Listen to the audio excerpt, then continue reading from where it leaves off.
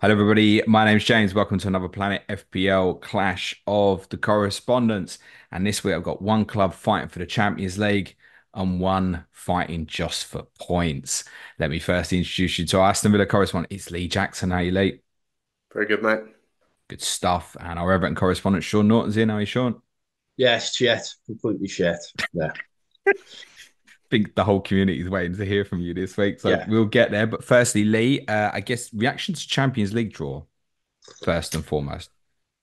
Positive, positive. I feel a little bit sorry for the away following, which I'm not part of, because they haven't really got that kind of marquee away day at like the Bernabeu or something. But actually, we've got a nice mix, I think, of some big ties, especially at home with Bayern Munich and Juventus, and equally we've got some winnable matches in there on paper at least. So yeah, really excited. Just can't wait for it to all get started in a couple of weeks' time.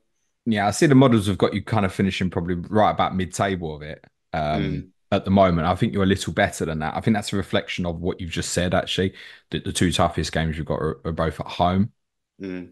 and even Bologna's a challenge. Celtic, I'm not leaving you out. Celtic got a good draw, and Celtic's certainly a big game for you as well. Um, but I also see this morning that the club have released some, I should say, we're pre-recording on Wednesday, in case anybody thinks I don't wash my clothes. Um, some interesting ticket pricing, Lee. Yeah, yeah, I think it was to be expected. So yeah, we're looking at sort of 80, 90 quid for Champions League games minimum. Um, Even for like Bologna at home. I think so. I think it's just a blanket price across all of them. I'm not Wow. 100% on that, but yeah, that's my understanding. It would be a real shame if Villa Park wasn't full. I've no doubt it will be for the biggest ones, but for something like that, people might go, I'm not doing that. Yeah, and they did this last season when we spoke about it. I think it was Everton actually in the Carabao Cup when Yes, Everton that's knocked right. us out, and the ground was half empty because they priced it too high, and everyone went Carabao Cup on a Wednesday night. No thanks, not for that money. It was about 15,000 in the ground. I think it was 5,000 Everton, wasn't Yeah, something like that. it? Okay. Interesting. Sean, I'm sure your ticket pricing structure will change next season. What are we making of this start at Goodison Park so far? Yeah, well, it's obviously not very good. um, it's just been exactly, well, not exactly how I expected. They've managed to surpass themselves and be even worse than I thought that we would be, which is great. I think we've conceded about 10 goals in 3 games. I knew we were gonna we weren't gonna be as good at the back with not having Branthwaite. And unsurprisingly, the manager decided to play Michael Keane over Jack O'Brien. And it's not all down to Michael Keane, but our record of Michael Keane in the team is just absolutely horrendous defensively over the last couple of seasons at least. Not learn anything from the start of last season. It's the same, wasn't it? Well, this is why when we spoke last season a couple of times, because we had a horrendous run of several months where we didn't win, did we? And I was talking about like fans being on the manager's back. Um, and then you were sort of you were surprised about it, didn't think it really come to too much. But he's he seems very stubborn, and he feeds the negativity that the fan base have about him. I mean, it's always hard to gauge how many people Twitter or X represents, isn't it? Unless you're at the match, and then you get a better feel for it. And Evertonians love to have a moan like about anything, especially myself. So I get the issues with the style of play and stuff like that because that's part and parcel of football fans. But he last season I spoke on here a few times about like his substitutions were quite baffling, but at times he was getting away with it. You know, you felt like when you were winning games that maybe you should be doing more. And I expected of Sean Dyche to like shore up the game, get 3 centre backs on, go sort of 5-4-1. David Moyes used to do it when he was manager. The last 20 minutes, we very rarely concede because he just shut the game down when we were winning, especially if we were winning by a couple of goals. But last season, Dyche did do that, and he only regularly only seemed to make 1 or 2 substitutions, and that was a big bugbear that the fan base had. So I think the game against Bournemouth was actually a long time coming with regards to it's obvious when you go to match and fans are looking at the game, you know who's knackered. Now, he come out and said Ndiaye was tired, and he might have been, but there was several other players on that pitch who were clearly more tired than Ndiaye was. But Ndiaye was still troubling Bournemouth, and he's holding the ball and he's beating players. He's making it hard for Bournemouth to get the ball back. He takes Ndiaye off. He takes Calvert-Lewin off. Decore and Beto cannot retain the ball to save their life. They're both hopeless at it. And we just played right into Bournemouth's hands. And it was just a car crash, wasn't it? It was horrendous. Lee, what do you make of them at the moment? I mean, it just feels like we've seen it all before, haven't we? They always find a way, come the end of the season, to just about stay up. And as far as I'm aware, they're not due a points deduction this season. So We bloody hope not after that Leicester news. yeah, yeah. So it just feels like same old. I don't look at Everton this season and think, oh, they're weaker than they have been in previous seasons. I look at them actually and I think they're probably about the same. Slightly different personnel, but I don't see them being right down there scrapping for 20th, 19th, 18th. Yeah, and I think Sean Dyche, safe pair of hands. I just don't see Everton going down as long as he's in charge. Having said that, from what I've seen with my two eyes watching the first three games, it's not been good, has it, by any means? And that has looked worrying. But I just feel like we've been here before. You told us in pre-season, Sean. You told everyone. It was one of the clear things that people remember from Correspondent Week. You saying, do not buy Everton players. We start slowly. Spot on. So how surprised should we be with this start? I recognise that 0 points is shit, particularly losing the two home games, and particularly Saturday from the position you win, which no one's ever lost a Premier League game from that position that late in a game, 2 goals up. Should we have not should we have not expected this a little bit though? Yeah, absolutely. Because like you said about referring to Sean Dyche and not learning from last season. That's what's really, really frustrating. We and that's why I saw it coming, because we literally just went and repeated what we'd done last season that didn't work. But his record in the Premier League as a manager in August is horrendous. Not just at Everton, when he was at Burnley. It's absolutely horrendous. I don't think he's ever won a game in August. So it's like, why would you not think, well, hang on, my approach needs to change. I need to do something. If that's true, I mean that seems hard to believe. He's never won a game in August. I think particularly that year Burnley finished 7th. They must have, surely. It's definitely like one of the worst records of obviously current managers in the Premier League. That I could buy into. There's got to be something then in the fitness model of what you're doing in pre-season training. Must be. Mm. It's certainly the evidence is there when you watch them on the pitch and you see, like you say, it was quite scary how many players were tired. We're only playing one game a week. Thing is, though, I feel like if Branthwaite was fit, you'd be capable of going to Villa and winning 1-0. It changes the team. It changes everything with Branthwaite in it and Michael Keane, in as a replacement, because he just doesn't give anybody any confidence whatsoever. So as soon as the flow of a football match starts going against Everton, because we bossed it on Saturday, we were really, really good for most of the game. But as soon as there's a bit of adversity, he seems to just panic, and panic spreads around the team. The young lad that we got from Villa, whose surname I just will not attempt to pronounce. Himirobenham. Yeah. He's been really, really good, and I talked him up on air in pre-season, put him in the fantasy football team at 4.5 million as a bit of an enabler, and he's been outstanding, really, really good. But he was knackered. He was clear to see he was knackered. Some of those players obviously did, feature in the League Cup game, but it was crying out for certain players to come off. And when you're sat there on a bench, or stood there on a bench next to a manager who's got loads of options, you've put 5 fresh pairs of legs on, and this again is what Dyche was doing last season. I just don't understand how you can take 2 players off who are retaining the ball, and then not freshen it up in the middle of the park and at the full back area. But I'm just glancing at your bench. There's a few youngsters that Jake O'Brien you'd mentioned earlier. Is obviously a centre back, so you could have done that, gone back five at the end. Ashley Young can obviously cover fullback or even that stage of the game in a wide position potentially. Jesper Lindstrom, an attacking player. But Sean Dyche very clearly said, I think particularly the shocking one here is he said on Friday quite clearly that James Garner was fit to not, what, you can't use him for 5, 10 minutes at the end of the game. What was he even there for? Exactly, exactly. And I've heard you talk about how you thought James Garner could potentially come in at right back and play games at right back for us.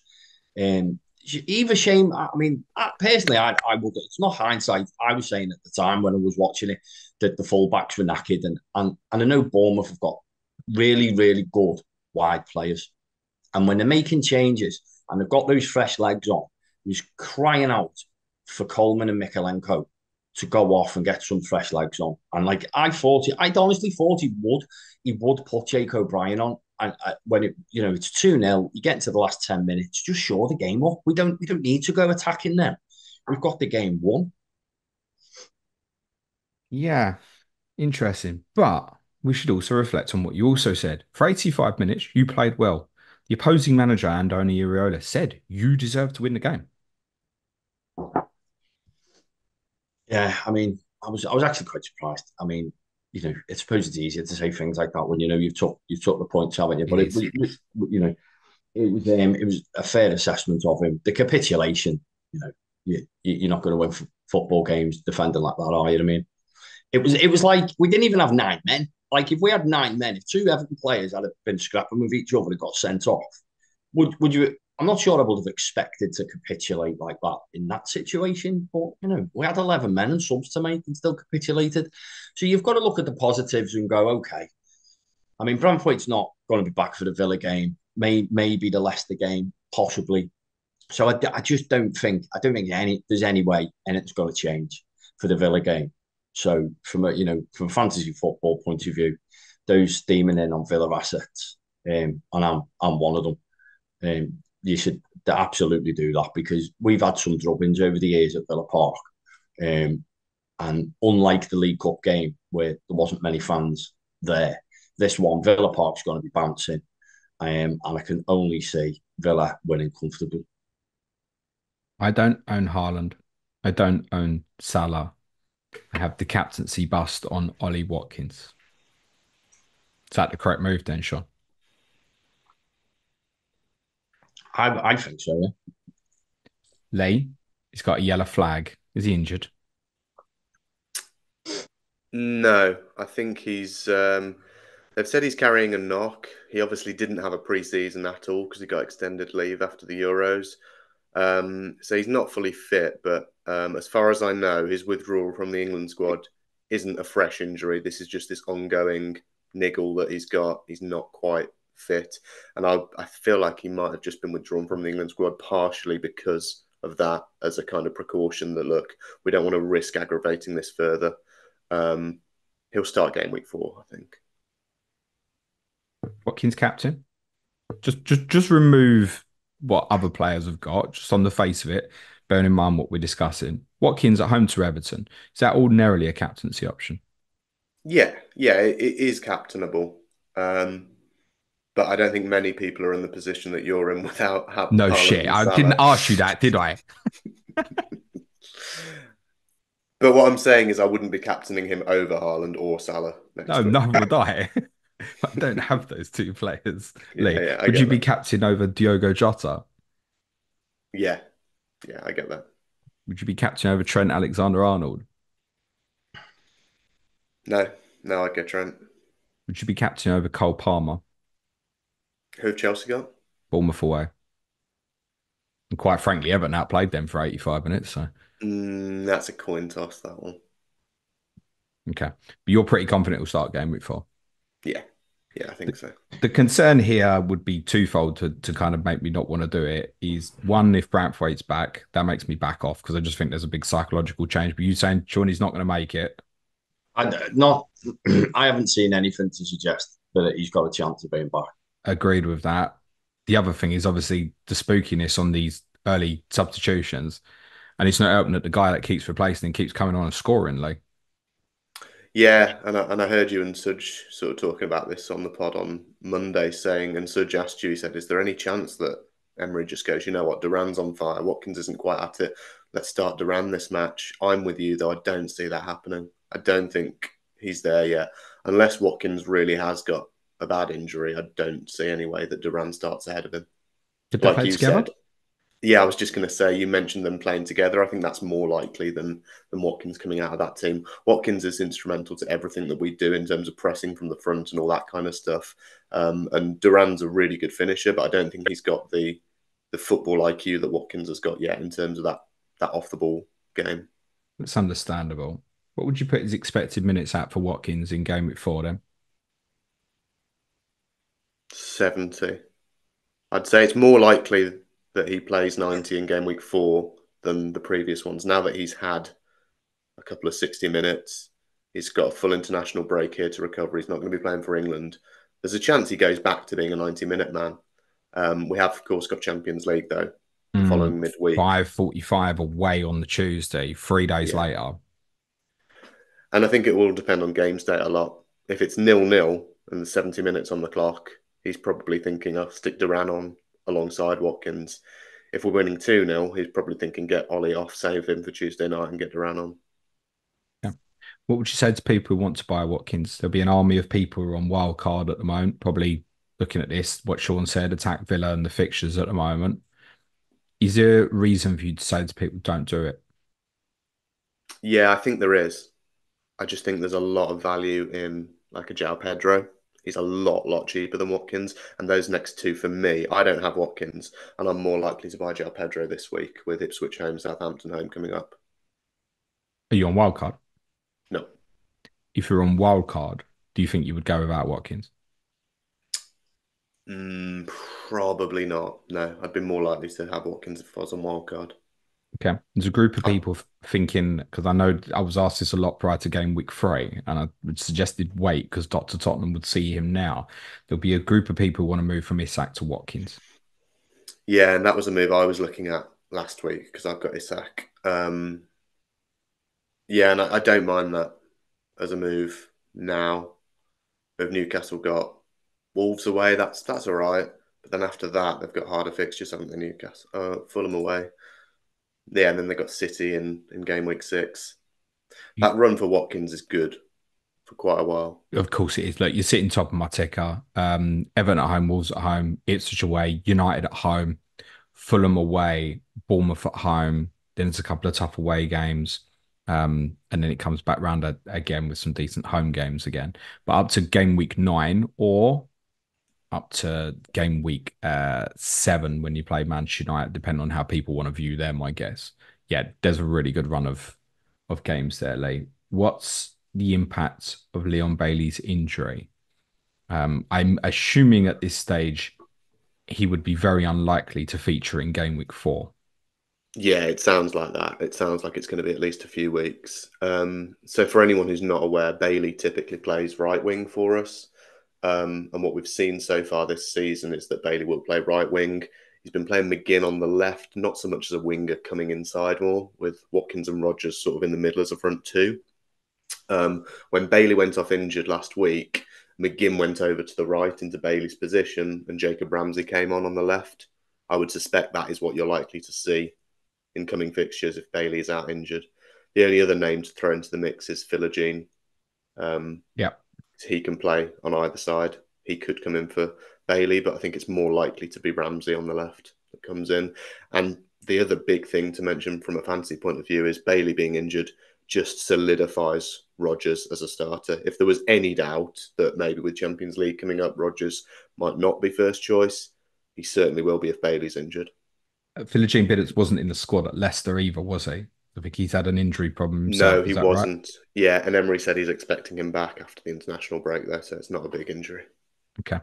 Sean, you said you're intending to invest in Villa this week. So what does that look like for you? Well, I've already got Bailey, so I didn't. I was hoping to get good news from Lee. Sorry, mate. So yeah, this is going great. This pod. You knew it Yeah, would. yeah. I was eyeing up. I was going to say, what with all the problems that you've got, James, why don't you wild card, mate?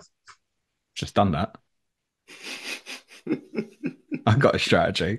Let's judge it in game week 38 or in game week 12 when I've rage quitted because it's gone so bad. Okay. Okay. You're just trying to follow what I done last year, aren't you? Just like I see what Sean done there. Yeah, What's the basically, time on the yeah. clock? What's the time Yeah. on the clock for Sean mentioning Yeah. his I, great I, I season? thought I thought I'd go for a miracle hero win. It's not going so well so far. Okay, fine.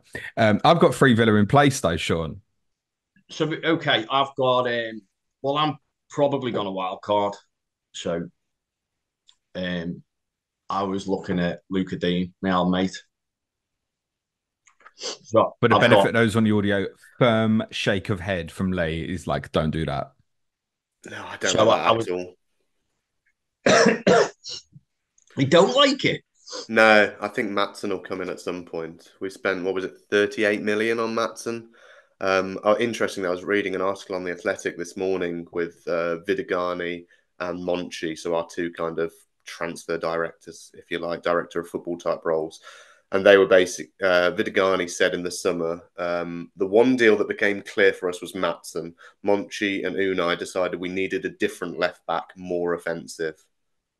So they haven't bought Matson to sit on the bench. Luca Dean's been great, and I really like Luca Dean, and he's certainly got a role to play. But from an FPL point of view, I wouldn't be that surprised if you see Matson starting for the Everton game instead of him. Yeah, my 2 pennies would be that Matson will start either the Everton game or the Young Boys game. I don't know which way round that'll be, Yeah, but that's how I would view it from the outside at the moment. Is that how you see it? yeah, yeah. I think Matson's been getting 20, 30 minutes every week so far in the Premier League, and that feels like a sort of easing him into the system. But at some point, I think that's going to flip, and Matson will be first choice, and it'll be Dean getting 20, 30 minutes. I don't love Villa defence in general, Sean, to be honest. I mean, we finished fourth last season and we kept 8 clean sheets. It's not great. We kept Yeah, more clean sheets when we finished 11th under Dean Smith. it was kind of I was thinking more a bit of a move because so many people have got Consa. Mm. So I was just sort of thinking because the Villa's really good run of sort of trying to like cover that with a player who's far more likely to get attacking returns, and because I'd seen that Dean had started the season really well, his underlying numbers are really good, and I know him obviously from when he played for us, but Yeah, I didn't realise Matheson was was that likely to come in and take his shirt. I think there's enough of a risk to put you off. But you're absolutely right. If Dean was nailed or if Matson got injured, then that's a different thing altogether. Because Dean, like you say, when he's on the pitch, he does have that appeal and he does get forward and he does create chances. But no, I don't love Villa defence in general. Yeah, it's worth saying as well. Game week 6, when you go to Ipswich, that's a Sunday game, and you play in the Champions League on a Wednesday afterwards. So that's also only a 3-day turnaround between the league. Your Manchester United fixture is that on a Saturday in game week 7, No, Lee. it's Sunday. It is a Sunday. Okay, so you got a 4-day break into game week 7. Look, it could work out really nicely, Sean, but I think what Lee's saying there is that there's probably enough risk if you're looking Yeah, for Yeah. something that's secure. So Lee saved you from cocking up your wild card. Didn't save me from cocking up mine last week, did you, Lee, with Nedeljkovic? I mean, who in the F is Lamari Bogard, mate? Lamar Bogard, yeah. Isn't he some guy who's still fleecing money out of Chelsea? So I think out of all the Villa predictors on Twitter, I don't think anyone predicted Bogard to start. We were all convinced that it was going to be Nedeljkovic. Nedeljkovic came in when Cash went off injured. Nedeljkovic had looked really, really good in pre-season. He's an attacking fullback, so anyone that went for him, you were unlucky because all of us Villa fans didn't see Bogard starting. That being said, that doesn't mean that Bogard is now suddenly an option because we're actually expecting Cash only to be out for a month and we're already a week in and we've got a week of internationals. So you could find yourself, yeah, you might get a couple of fixtures out of Bogard, but you're not even guaranteed that. So no, I wouldn't be going for Bogard. Yeah, Can you tell me Nadal. why Bogard played at Fleetwood in the Pizza Cup on Tuesday night? No, It baffled me as much as it did you. Yeah, Is that a minutes thing, a fitness thing? But on a Tuesday maybe. night after playing his Premier League debut on a Saturday, it seems Yeah, it seems really odd, doesn't it? I mean, I get it from a so he played Buendia. Yeah, fully understandable. He's hardly got on the pitch in the Premier League. He played Ramsey, which I also thought was a bit odd, considering Ramsey came on for Bailey after 15 minutes at the weekend. Ramsey played that game Tuesday night. Yeah, Ramsey played against Fleetwood as well, which was a strange one. Um, but yeah, I'd have thought you'd been more likely to see some of the players that haven't been getting on the pitch, like your Buendias. We were expecting that Mings might have featured in that Fleetwood game, but he didn't. He wasn't in the squad, so he's still obviously It's a got to be way a off. fitness thing. What with Mings? No, with Bogard. Ramsey, Barkley, Buendia, I think we judge all them as fitness. So it's got to be the same with Bogard. Yeah, it must be, but it's really odd as well, especially with someone like Barkley, because he played almost every minute in pre-season. So Barkley should be fit and firing. Be match fit, right? It's different. Yeah, I suppose. Get Maybe. some match minutes in him. Okay. Yeah, I just thought that was odd one. He's come into the team at right back on the Saturday and then to play for the under 21s again on the Tuesday seemed unusual, let's Mm, say, but I accept that he wasn't the only one that was part of the squad on the Saturday and did so. So who do you think will play right back against Everton? Bogard. Well, you're a pain, aren't you? So for those who want to invest in Villa defensively, we're now down to Consa versus Torres. And your answer Hmm. is There's very little between it. Neither have much attacking threat, and they're both the same price at 4.5. Probably I'd go Conser, just because he's slightly more likely to stay on the pitch and the fact that he can play right back or centre back. But they're both secure. They both will start against Everton. Um, so yeah, but I don't like I said I don't really like either of them. I don't think Villa defense is no. is the is the play. I Esri think Konsa, 92 points from 35 starts last year was a stat we used regularly in pre-season. it's such a vanilla pick. It's so boring. Like he's not Yeah, gonna. but it also feels like I get it. It does feel like it's one that across the next 2 weeks, you could nick the 15 pointer in now. It does feel like that. Yeah, 2-0 yeah. win and he scores once. Like you could see it. You could, but the chances of him scoring are just so unlikely. I'm hoping I'm going to jinx this now, and he will score because I'd be delighted. But no, no, I don't like it at all. I'd be looking elsewhere if I wanted a 4.5. Dunk's 4.5. There, you've got some genuine goal threat, and you've got two nice home fixtures. Yeah, but they're two nice fixtures. The wild cards, it's not just for Christmas, Lee. It's not just for September. Like Brighton's fixtures after game week 5 are quite tough. Oh, Yours it's fine. continue for a while, mate. Yeah, but it's fine. We can roll up to 5 transfers now, so you can be planning ahead. Everyone's got 3 transfers this week, haven't they? Like me. Oh, fuck. Jesus, everyone's just coming here to dig today, I swear. All right, cool. I'll see you all in game week 38, yeah? Run before you can walk us up. What's your rank at the moment, Lee? About 500,000. I'm actually 1 point behind you. I don't know if you Right, so realised shut up. that. And Sean would like to remind you won the correspondent mini league because he's not told anyone all summer that that's the case either. Did he? Uh, I didn't realise yeah, he's never mentioned it actually. that. Only just at least twice a day, mate. He's gifted Roman Reigns so much that Roman Reigns is going to follow him soon, I think. So are you going as Reconsa, Sean? Are I'm a what? Sorry. you going as Reconsa? No, no. Like it, I was not lately. I wasn't hot on Villa's defence. It was just a bit of a cover play, like you say, because most people have got him. But now, if he's put me off Luka Dean now. So I'll just swerve Villa defensively. I don't like Villa or Brighton defensively. Go Okay. Robinson then. Robinson's good. Yeah, I've got there's quite a few decent shouts around that price point. So I just want to clear up that stat about Sean Dyche because it'll annoy me.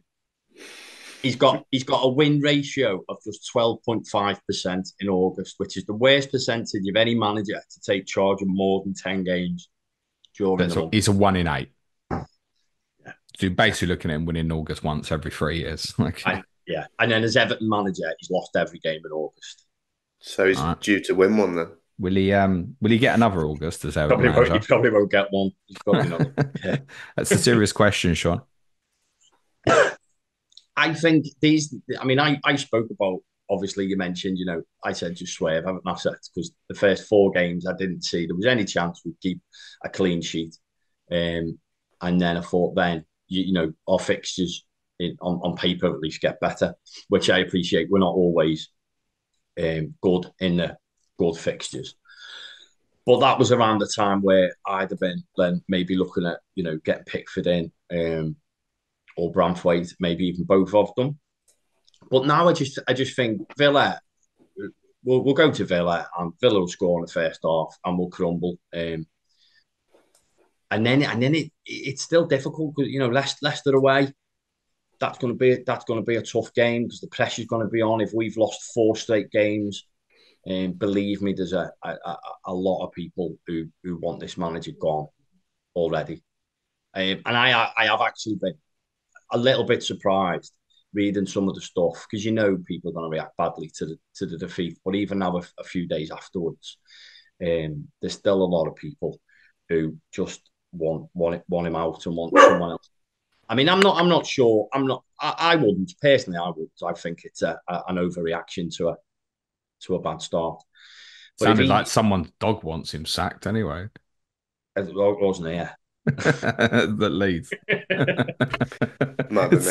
Someone who gone the dog barked. Yeah, me.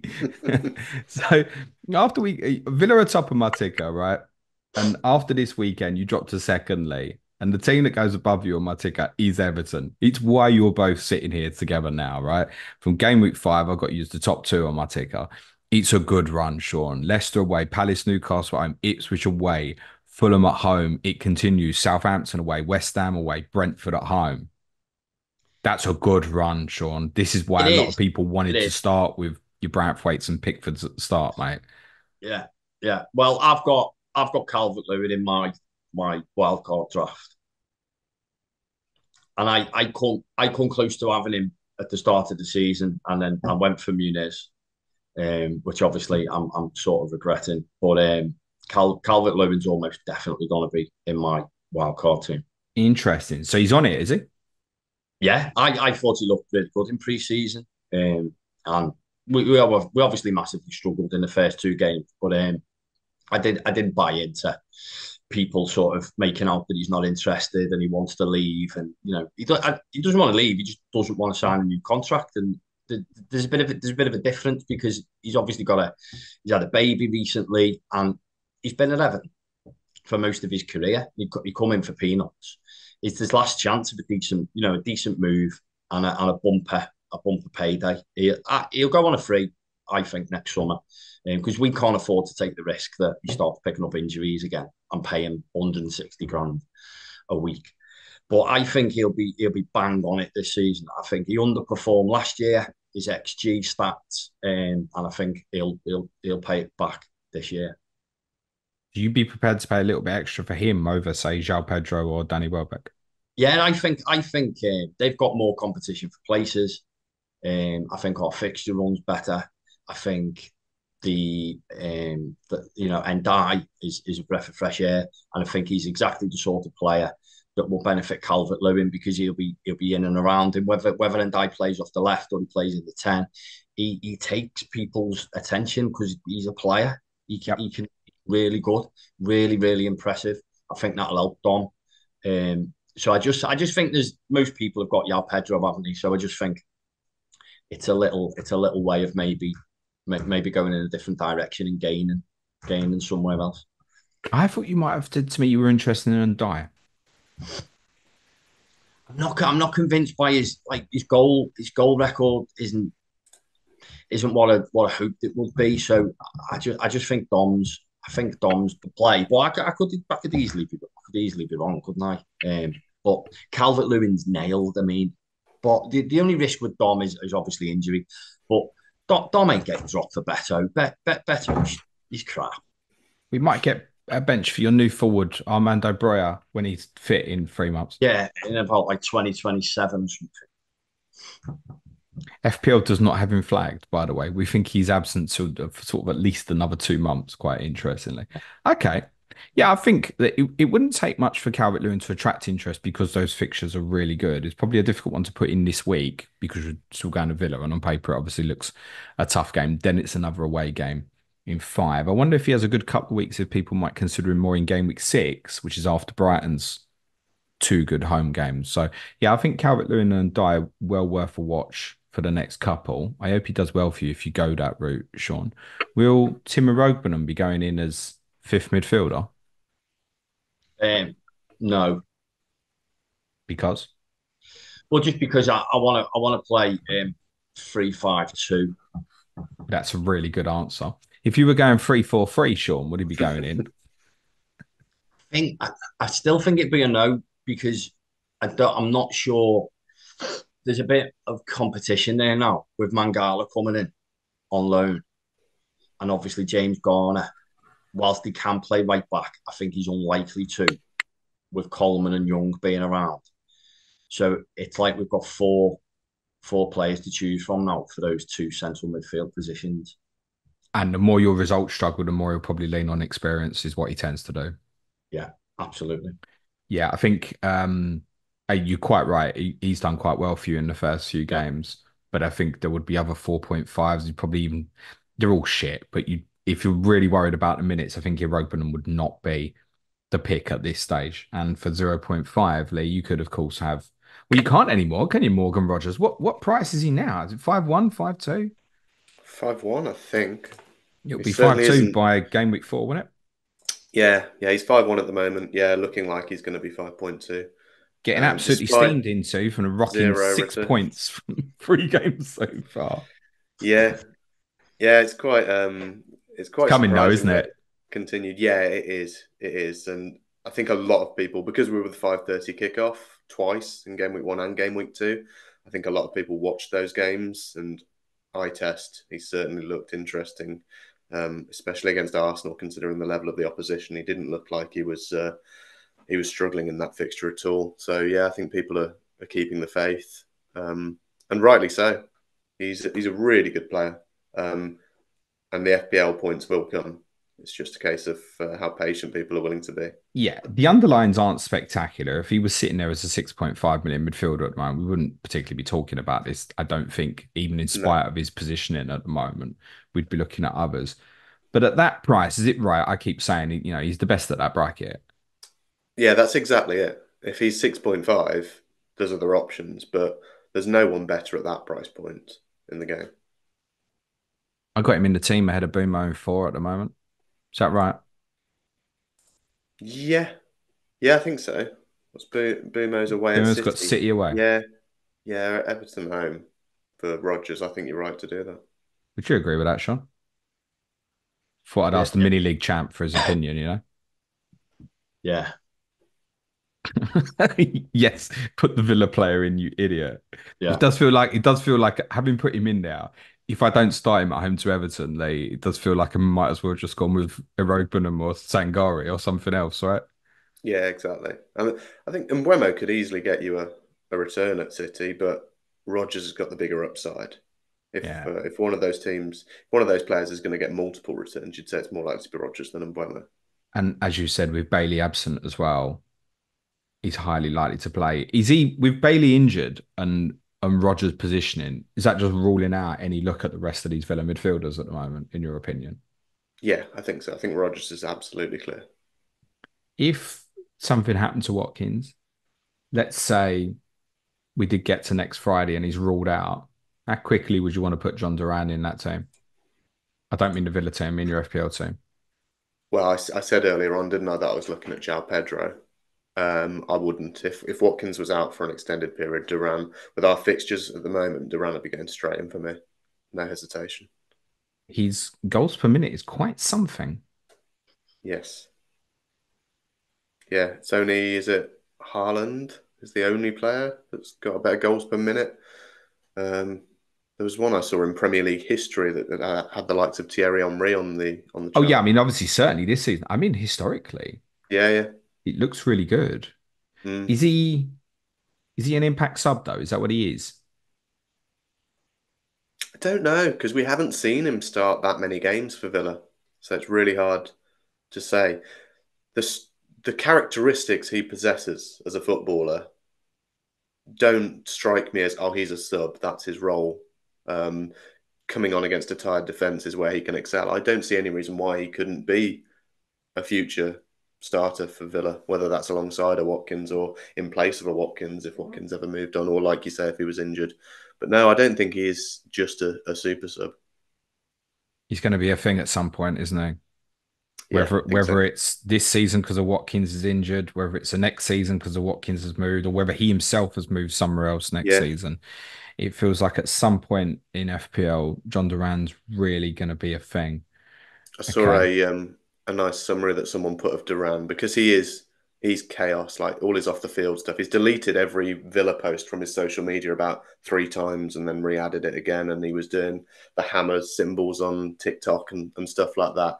And someone put the other week, Duran is either going to end up being £100 million player or he's going to end up on Love Island in a couple of years. It feels like it's going to go one way or the other. That's interesting. You mentioned there in that sentence, you mentioned deleting Instagram posts and then re-putting them back up. And you also mentioned the word chaos. Mm. And all I could think of was Darwin Núñez, Yeah. who FPL managers would not be touching anytime soon. Sean, what would you say to people who wanted to invest in Michael Keane as a 4.0 option? And I have been asked that question this week before you laugh. Oh, fuck off. Who's asked that? She got a fucking name and shame up. Okay, what about Mikalenko at 4.4 with this run?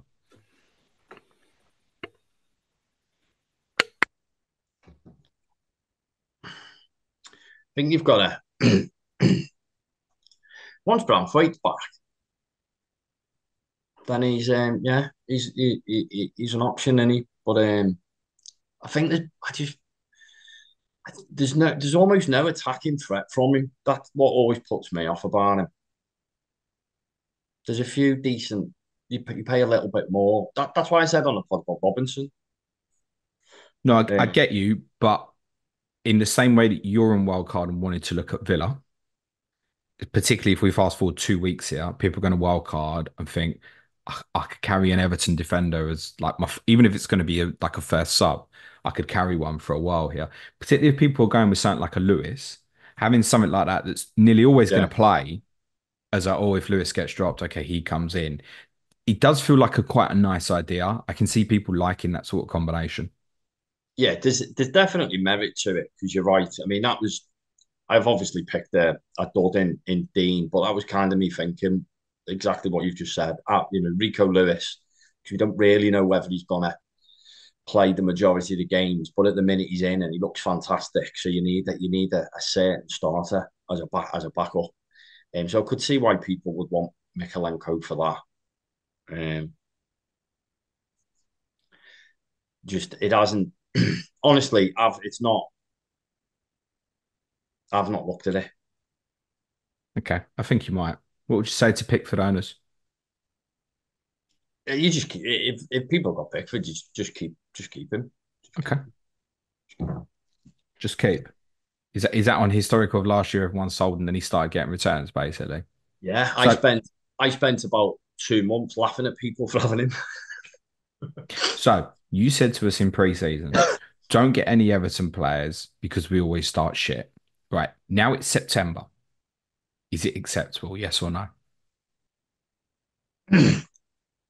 Yeah, it's acceptable, but I mean, I wouldn't. It's that longer term play, and I wouldn't play any other defenders for the next 2 games. But then after that, we should, in theory, start looking a bit more like the Everton of old. I hope to God. So you say you wouldn't play him next week, but with City and Arsenal playing each other, if you're sitting there with Mikalenko, some will want to do that away to Leicester. Yeah, yeah, true, true. But I just think until that's the earliest Branthwaite could come back, and then he's not going to be banged at it as soon as he comes back because he'd be lacking match fitness, and it's an away game, and we're not historically great away, particularly early in the season again. So I'd avoid any other defenders for the next 2 games, and then start playing them. Okay. Couple of quick fires to finish. Lee, has your expectations moved on Villa's season at all from pre-season? No, I think it's been really encouraging. We lost against Arsenal, won the other two, but we gave a good account of ourselves against Arsenal. The big question we had in pre-season is how Champions League football is going to impact our ability to do well in the league, like we saw with Newcastle last season, and we haven't got there yet. So watch this space. I think we're going to learn a lot about how our season's going to pan out in the next month or so once we've got a couple of those Champions League games out of the way. I presume the club thinks it's beat PSR. Concerns? Yeah, yeah, that's my understanding. Is that we're in a really difficult predicament, and the rumours that we heard at the start of this year, around January time, was that Villa need to sell a player, and Ramsey's name was mentioned as well as Louise. Looks like those rumours were absolutely true, that we did need to generate some money. But yeah, as far as I know, we did our business. We did these sort of sneaky deals like a Robenham and Lewis Dobbin from Everton, and the Matson deal, and Douglas Luiz, obviously, with a couple of Juventus players coming the other way. But yeah, now it looks like we're through that. We're okay. And then we went out and spent a load of money on Anana. So yeah. Okay. Sean, is that the same for Everton? Have Everton beat it this time, do we think? Well, there's still supposedly going to be a hearing on the capitalisation of interest to do with the stadium, which, I mean, the whole thing's a bit farcical, especially in light of what's happened with Leicester. But there is still a chance that Everton could get done. Well, that hearing's supposed to happen, so there's every chance there could be a 1 or 2 point deduction still coming Everton's way just for that. But we should be compliant for last year's figures. Okay. Yeah. In reaction to that Leicester story? I just think it's an absolute nonsense, isn't it? It's like I know me and you said this when Everton was obviously the first case, and we spent some time looking at the way the rules were written and stuff, and it was quite obvious that you could drive a bus through a lot of the wording of the rules, and that's what's happened with Leicester, isn't it? They've got off on like a technicality over jurisdiction, but I just think it makes a mockery, and I'm not just saying it because I'm an Everton fan. Like Villa, Lee's just said there about his team have had to make changes to be compliant with PSR. I know Newcastle have struggled and they've had to do deals. It's like, how can these teams work and restrict themselves to conform with rules that someone then breaks, gets off on a technicality? How do you then come back and do other teams after that?